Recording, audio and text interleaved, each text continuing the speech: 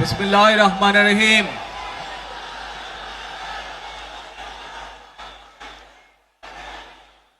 প্রিয় বাংলাদেশ, উপস্থিত প্রিয় মুরব্বীবর্গ, মঞ্চে উপস্থিত জাতীয় নেতৃবৃন্দ, আমার সামনে উপস্থিত প্রিয় ভাই ও বোনেরা এবং মিডিয়ার মাধ্যমে সমগ্র বাংলাদেশ থেকে যারা দেখছেন এই অনুষ্ঠান, প্রিয় ভাই বোনেরা, প্রিয় মা বোনেরা, আসসালামু আলাইকুম। প্রিয় ভাই বোনেরা, আজ প্রথমেই আমি রব্বুল আলামিনের দরবারে হাজারো লক্ষ কোটি শুকরিয়া জানাতে চাই। রব্বুল আলামিনের অশেষ রহমতে আজ আমি আমার প্রিয় মাতৃভূমিতে ফিরে আসতে পেরেছি আপনাদের দোয়ায়, আপনাদের মাঝে। প্রিয় ভাই বোনেরা, আমাদের এই প্রিয় মাতৃভূমি 1971 সালে লাখো শহীদের রক্তের বিনিময়ে অর্জিত হয়েছিল। ঠিক একইভাবে 75-এ আবার 7ই নভেম্বর আধিপত্যবাদীদের হাত থেকে রক্ষার জন্য সেদিন সিপাহী জনতার বিপ্লবের মাধ্যমে আধিপত্যবাদের হাত থেকে দেশকে রক্ষা করা হয়েছিল। একইভাবে পরবর্তীতে 90-এর স্বৈরাচারের বিরুদ্ধে এদেশের জনগণ, এদেশের খেটে খাওয়া মানুষ তাদের গণতান্ত্রিক অধিকারকে ছিনিয়ে এনেছিল। কিন্তু তারপরেও ষড়যন্ত্রকারীদের ষড়যন্ত্র থেমে থাকেনি। আমরা তারপর দেখেছি 2024 সালে, 71 সালে এই দেশের মানুষ যেমন স্বাধীনতা অর্জন করেছিল, 2024 সালে এদেশের ছাত্র জনতা সহ সর্বস্তরের মানুষ, কৃষক, শ্রমিক, গৃহবধূ, নারী, পুরুষ, মাদ্রাসার ছাত্র সহ দল মত নির্বিশেষে, শ্রেণী পেশা নির্বিশেষে সকল মানুষ সেদিন 2024 সালের 5ই আগস্ট এই দেশের স্বাধীনতা এবং সার্বভৌমত্বকে রক্ষা করেছিল। প্রিয় ভাই বোনেরা, আজ বাংলাদেশের মানুষ কথা বলার অধিকার ফিরে পেতে চায়, তারা তাদের গণতান্ত্রিক অধিকার ফিরে পেতে চায়। বাংলাদেশের মানুষ চায় তারা তাদের যোগ্যতা অনুযায়ী ন্যায্য অধিকার পাবে। প্রিয় ভাই বোনেরা, আজ আমাদের সময় এসেছে সকলে মিলে দেশ গড়ার। এই দেশে যেমন পাহাড়ের মানুষ আছে, এই দেশে একইভাবে সমতলের মানুষ আছে। এই দেশে মুসলমান, বৌদ্ধ, খ্রিস্টান, হিন্দু সহ বিভিন্ন ধর্মের মানুষ বসবাস করে। আমরা চাই সকলে মিলে এমন একটি বাংলাদেশ গড়ে তুলব আমরা, যেই বাংলাদেশের স্বপ্ন একজন মা দেখেন, অর্থাৎ একটি নিরাপদ বাংলাদেশ আমরা গড়ে তুলতে চাই। যে বাংলাদেশে একজন নারী, একজন পুরুষ, একজন শিশু যেই হোক না কেন, নিরাপদে ঘর থেকে বের হলে নিরাপদে ইনশাআল্লাহ ঘরে আবার ফিরে আসতে পারে। প্রিয় ভাই বোনেরা, এই দেশের জনসংখ্যার অর্ধেক নারী, 4 কোটিরও বেশি তরুণ প্রজন্মের সদস্য, 5 কোটির মতন শিশু, 40 লক্ষের মতন প্রতিবন্ধী মানুষ রয়েছেন, কয়েক কোটি কৃষক, শ্রমিক রয়েছেন। এই মানুষগুলোর একটি প্রত্যাশা আছে এই রাষ্ট্রের কাছে, এই মানুষগুলোর একটি আকাঙ্ক্ষা আছে এই দেশের কাছে। আজ আমরা সকলে যদি ঐক্যবদ্ধ হই, আজ আমরা যদি সকলে প্রতিজ্ঞাবদ্ধ হই, তাহলে আমরা এই লক্ষ কোটি মানুষের সেই প্রত্যাশাগুলো পূরণ করতে পারি ইনশাআল্লাহ। প্রিয় ভাই বোনেরা, ৭১ সালে আমাদের শহীদরা নিজের জীবন উৎসর্গ করেছিলেন এই রকম একটি বাংলাদেশ গঠনের জন্য। বিগত 15 বছর স্বৈরাচারের বিরুদ্ধে শত শত হাজারো গুম খুনের শিকার হয়েছে শুধু রাজনৈতিক দলের সদস্য নয়, নিরীহ মানুষও প্রতিবাদ করতে গিয়ে অত্যাচার নির্যাতনের শিকার হয়েছে, জীবন দিয়েছে। 2024 সাল মাত্র সেদিনের ঘটনা। কিভাবে আমরা দেখেছি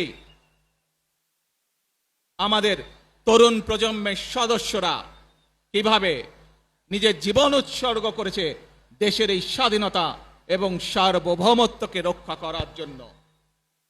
প্রিয় ভাই বোনেরা, কয়েকদিন আগে এই বাংলাদেশের 24-এর আন্দোলনের এক সাহসী প্রজন্মের এক সাহসী সদস্য ওসমান হাদিকে হত্যা করা হয়েছে। ওসমান হাদি শহীদ হয়েছে।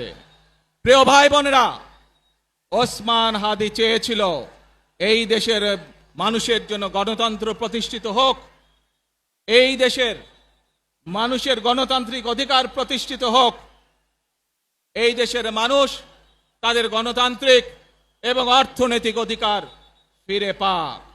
আজ 24-এর আন্দোলনে যারা শহীদ হয়েছেন, ওসমান হাদি সহ ৭১-এ যারা শহীদ হয়েছেন, বিগত স্বৈরাচারের সময় বিভিন্নভাবে খুন গুমের শিকার হয়েছেন, এই মানুষগুলোর রক্তের ঋণ যদি শোধ করতে হয়, আসুন আমরা আমাদের সেই প্রত্যাশিত বাংলাদেশ গড়ে তুলব, যেখানে আমরা সকলে মিলে কাজ করব, যেখানে আমরা সকলে মিলে আমাদের প্রত্যাশিত বাংলাদেশকে গড়ে তুলব।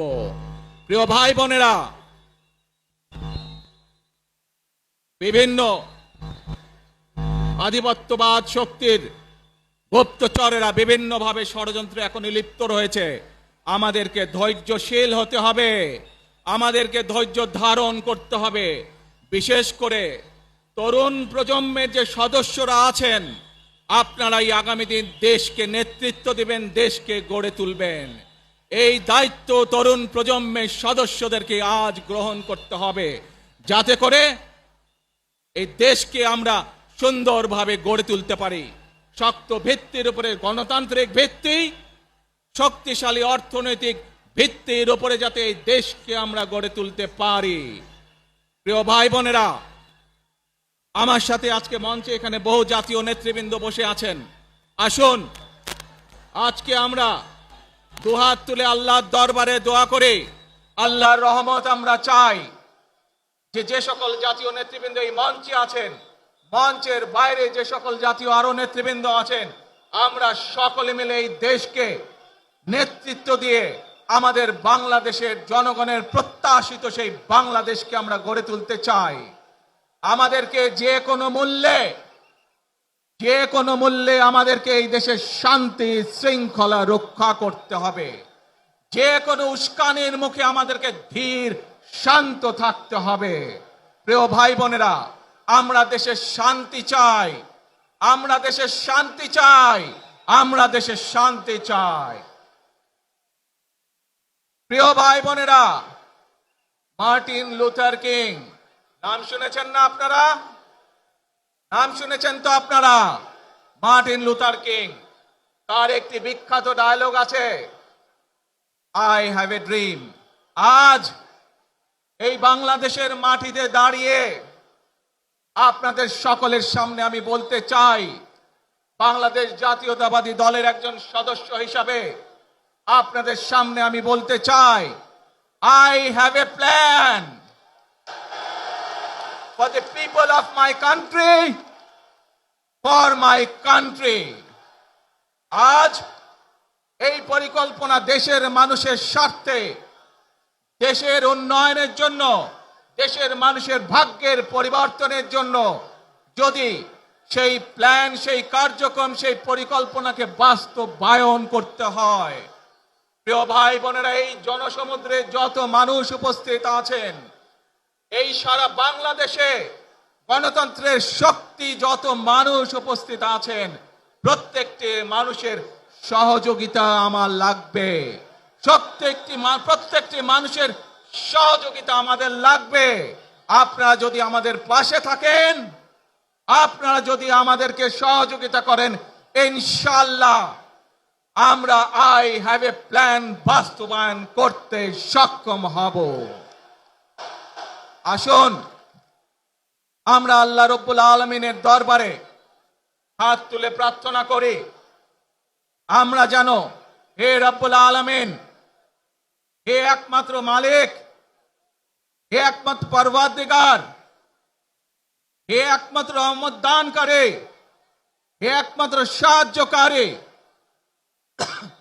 আজ আপনি যদি আমাদেরকে রহমত দেন, তাহলে আমরা এই দেশের মানুষ কঠোর পরিশ্রম করার মাধ্যমে আমাদের প্রত্যাশিত বাংলাদেশকে গড়ে তুলতে পারবো।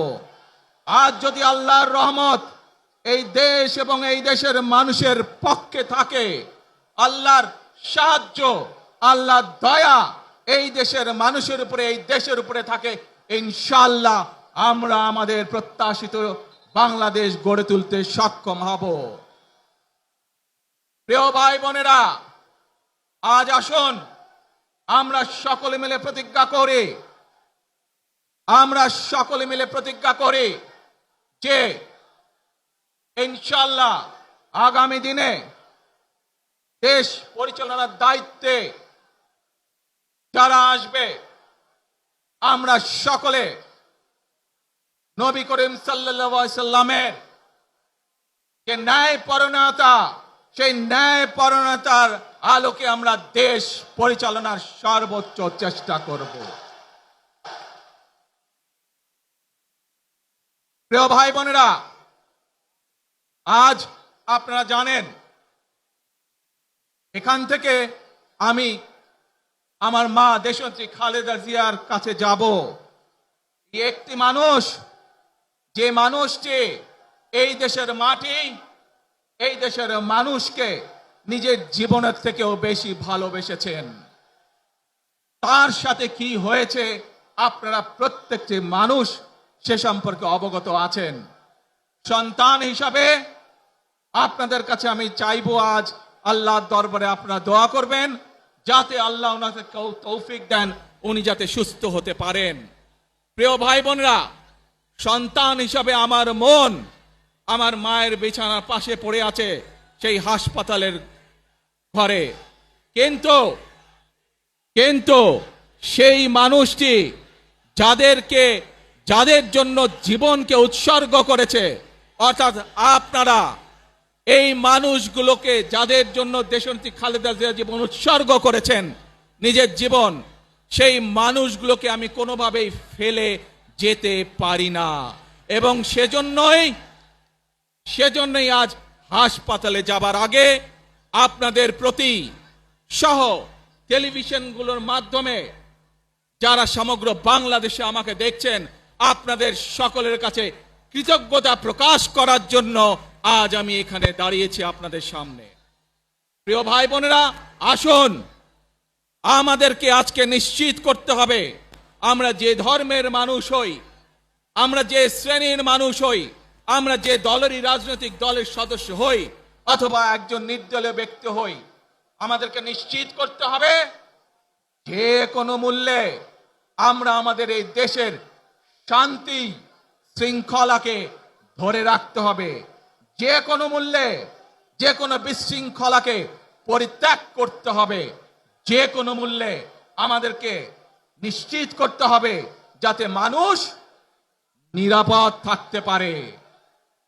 শিশু হোক, নারী হোক, পুরুষ হোক, যে কোনো বয়স, যে কোনো শ্রেণী, যে কোনো পেশা, যে কোনো ধর্মের মানুষ যেন নিরাপদ থাকে, এই হোক আমাদের চাওয়া আজকে। প্রিয় ভাই বোনেরা, আসুন প্রিয় ভাই বোনেরা, সবাই মিলে আজ আমরা প্রতিজ্ঞাবদ্ধ হই, সবাই মিলে করব কাজ। জোরে আরো, সবাই মিলে করব কাজ, কর্মমোদের বাংলাদেশ। ইনশাআল্লাহ আপনাদের সকলের কাছে দোয়া আছে, আবারও সকলকে যে কোনো মূল্যে দেশে শান্তি শৃঙ্খলা রক্ষার আহ্বান জানিয়ে যে কোনো বিশৃঙ্খলাকে পরিহার করে ধৈর্যের সাথে মোকাবেলা করার আহ্বান জানিয়ে আমার বক্তব্য শেষ করছি। আবারও আপনাদের কাছে কৃতজ্ঞতা প্রকাশ করছি আজকে আমাকে এইভাবে বরণ করে নেওয়ার জন্য। আল্লাহ হাফেজ। বাংলাদেশ জিন্দাবাদ, বাংলাদেশ জাতীয়তাবাদী দল জিন্দাবাদ। আসসালামু আলাইকুম।